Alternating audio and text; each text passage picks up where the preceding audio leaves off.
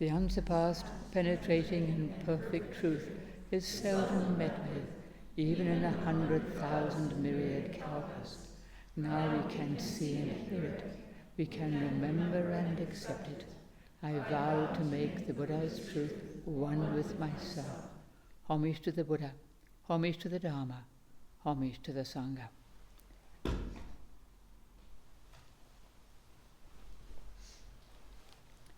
Many years ago, I was at a conference and people were complaining bitterly about something. And one wise monk then said, among other things, well, this is samsara after all. And I found that so helpful. I've never forgotten it. This is samsara after all.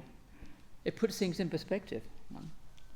And it can sound kind of like despair or defeat.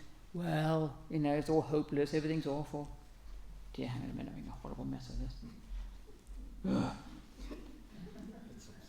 It is samsara after all. Leave it there. Hope it goes. Anyway,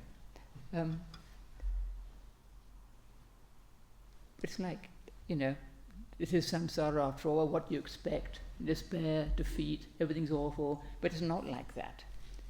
What it's saying is, don't expect an easy life, and that's a completely different attitude.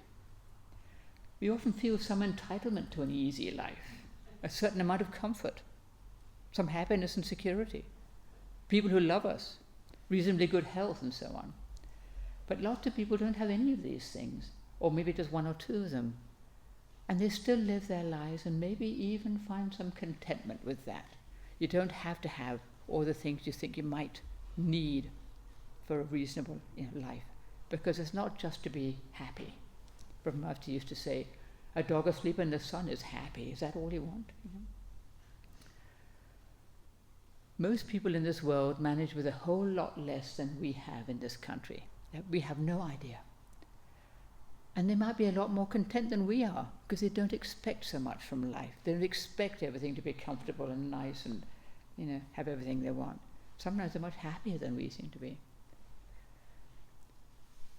This world is said to be the world of patient endurance, and again it can sound a bit grim, just tough it out, but it's not like that. Again, it puts things in perspective.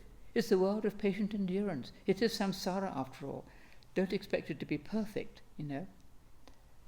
because we tend to have expectations of something better than what we have, or we hope for something good to come along, and so we miss the blessings that we do have. And as they say, expectations are the prelude to disappointment. There's all kinds of little aphorisms about that, because clearly they're connected. You expect something, you're disappointed when you don't get it, or you don't get it the way you'd like it. There's a phrase in the scripture of Brahma's net, which is a scripture we read regularly. It's what our Bodhisattva precepts are based on. Sentient beings whose minds are intent on the way do not see conditions as separate from the way.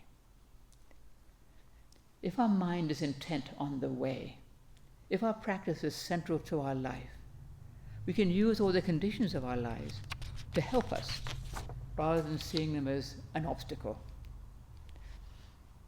It's so easy to think, when I feel better, I'll be able to train better, or when I've got a better place to live, or better relationships, or better something, better anything better than this, has to be better than this. In other words, we want something else. We want, and then when we have something else, we'll be able to train better, or be happier, or have a better life, or have something more meaningful in our life. It's always something better.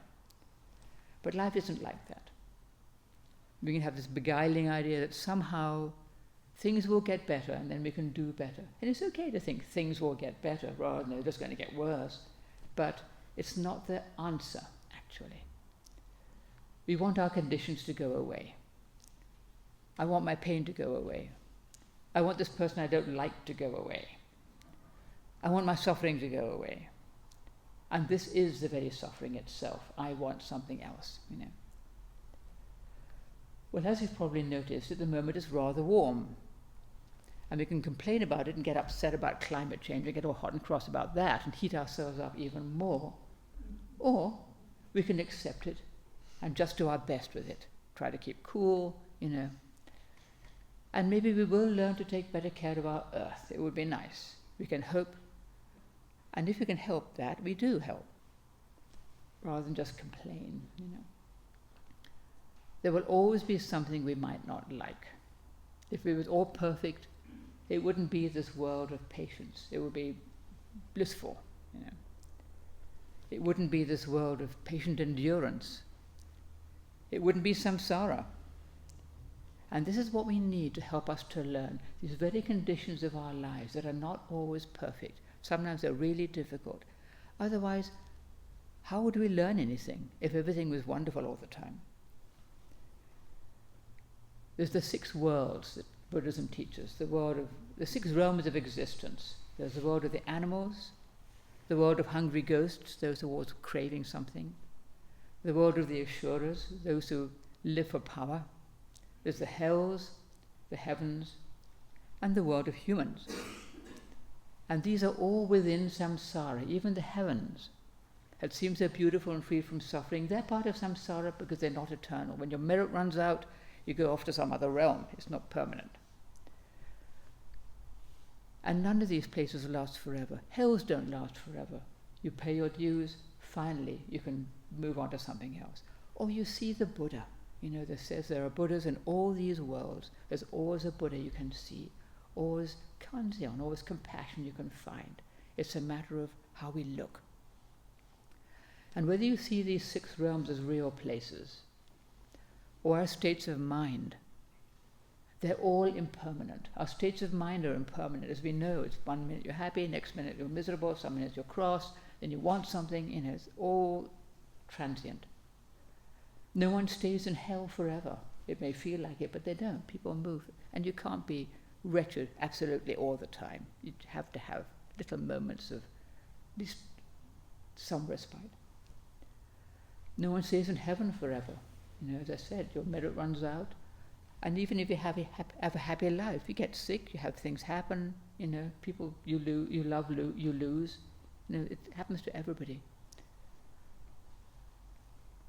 And the world of humans is said to be the best one for training because we have both joy and suffering. If we had nothing but joy, we wouldn't need to learn anything. Oh, this is fine. If we had nothing but suffering, it would be pretty grim and it would be hard to actually get out of that. But we have both joy and suffering. And we can learn from that kind of dynamic balance. That it's constantly, 1 minute we're happy, 1 minute we're miserable, 1 minute we've got this, and we've got that. And if we can let it all come and go and not attach too much to any of it, we do a lot better. The 8 winds, gain and loss, fame and disgrace, praise and blame, elation and sorrow, they're always with us. There's always going to be something. It's never going to be perfect, When you have joy, you get sorrow. When you have gain, you get loss. You don't have anything perfect all the time. So we can learn patience and endurance from our suffering, from the things that we need to learn. Why am I miserable over here? Because of that. Because I'm clinging on to something else. Because I'm clinging on to my resentment, my anger, my fear, whatever it might be. Because I don't know how to let go of that. Our minds tend to gravitate toward the very thing that we have trouble with, I get so angry. But not realizing that actually we're looking for it. It's not that people are making us mad or life is horrible and it's making us angry. It's because we look for it actually, we find it. Another person could be in exactly the same situation and not be angry, We're all different and we all take things the way we take them. And it's our attitude of mind that makes the difference. There's this story you've probably all heard, it's like an analogy. Hell, all these people are sitting at a banquet. There's wonderful food there. And they have this long spoon attached to their arm, but it's so long they can't eat. So they've got all this food and they can't eat it. And then heaven is the exact same situation. There are all these people, similar banquet. They've all got a thing attached to their arm, but they feed each other. And that's heaven because people help each other.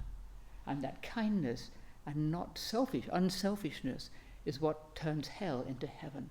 How we help other beings, how we let them help us. Somebody feeding us with a long spoon, maybe a bit messy, but at least we're getting fed. You can imagine getting all of your clothes and everything. But it's a lovely analogy, I really like it, because it's exactly the same thing, but it's our attitude of mind and what we do with our situation that makes the difference.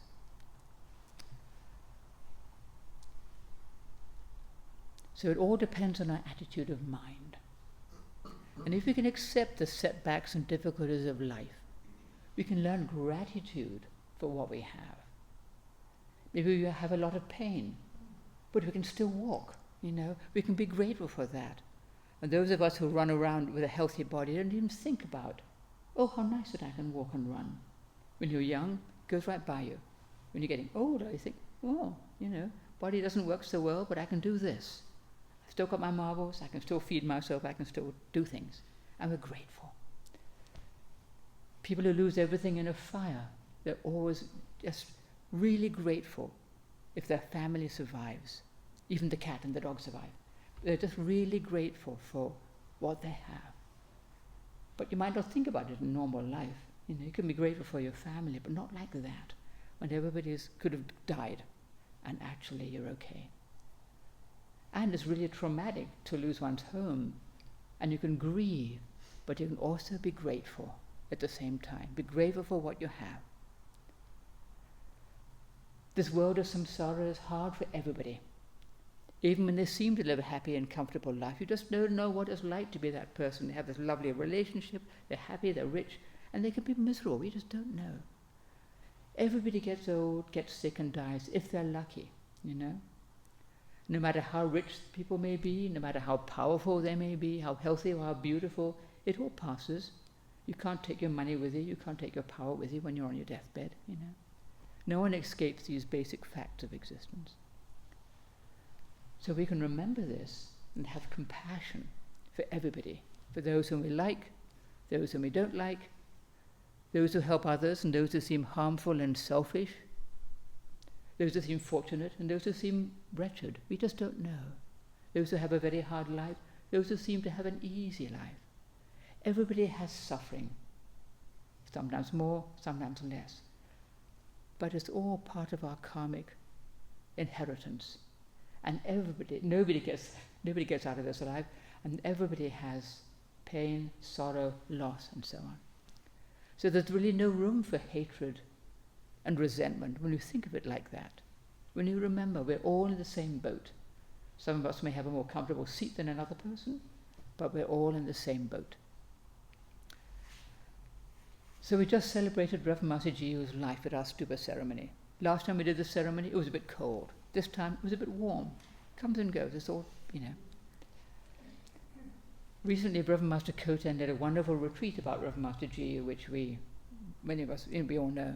So I won't say a lot about her, but I will say she used all the difficulties she faced to help her, both when she was training in Japan and when she came to the US. There's constantly things going on. People would speak against her, things would be difficult. We didn't have any money for a long time.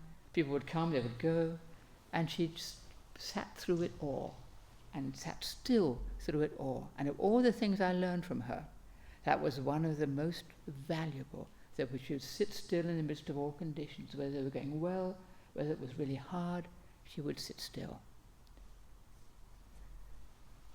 And she taught us, that things are not always easy. She was not expecting an easier life. She had a difficult youth. She was in the war, in the Second World War in England. Went to Japan, it was difficult. Came here, it was not that easy. And she taught us not to just complain about things, but to use them to the good, to use them to help us. She didn't make life easy for us by any means. Somebody said of her that she didn't try to take away people's suffering. She would make a person's burden so heavy they would have to put it down. And for this we can be eternally grateful, that you cannot carry all this suffering forever. It's just too miserable, it's too heavy, it's too hard. You can put down the burden, even just for a moment, just to put it down, to put down that resentment, anger, memory, our history, all the stuff that happened to us. This is samsara after all. What do we expect? An easy life? Don't hold your breath. So we can put down our expectation, our burden of expectation and judgment of self and others, and greed and hatred and ignorance. As I said, just for a moment, we're just a little bit closer to liberation from this very samsaric existence. And that's our talk for the day. Please take care of yourselves. Keep cool in this warm weather.